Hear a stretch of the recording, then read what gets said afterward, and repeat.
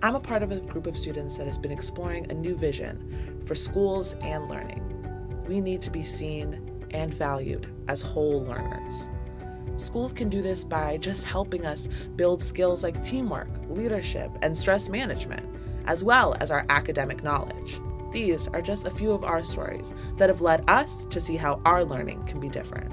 For school to support social, emotional, and academic growth, it's really critical that every student in that building, in that environment, has at least one solid relationship with an adult in that building. It doesn't have to be a teacher, it can be a building services worker, an administrator. When I was in the 10th grade, that was actually when my mother passed. It was a very hard time. I was only 15. I had this responsibility that a 15-year-old shouldn't have, making sure we had food in the house and making sure the bills were paid with the money that she left behind. My teacher, she sensed that something was wrong, and I just felt that she was annoying at first. She would always ask me questions, or how's everything at home, or do you need extra help? And over time, I began to open up to her and basically tell her everything that was going on. And she started actually tutoring me. She wasn't getting paid extra to do it.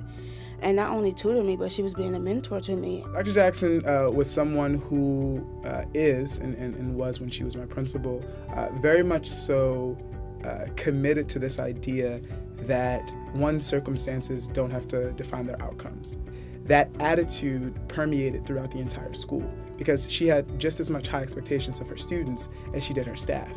And if anything, we had, I would say, high caliber and high quality, instructors and educators because Dr. Jackson set the expectation and set the tone of what was to take place. My teacher had written me this note that captured both things in the classroom, captured this election that I had won to be the treasurer of the school. Also to recognize that I was going through something, and I think that really allowed me to refocus my efforts and refocus my energy. I think it really spoke to the fact and the idea that teachers know you as people who don't just come into the classroom with a mind that's perfectly focused in every way on what's in front of you, and that you have to face what's happening in the outside world in order to come into the classroom ready to learn. I am a lifelong learner. I'm a student who views the world with empathy. I am a leader. I am an educator. I am an advocate for educational equity. I am a mentor. And I am a whole learner. I am a whole learner. I am a whole learner.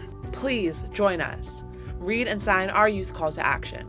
Tell us when you felt like a whole learner, and bring this conversation to your own classrooms.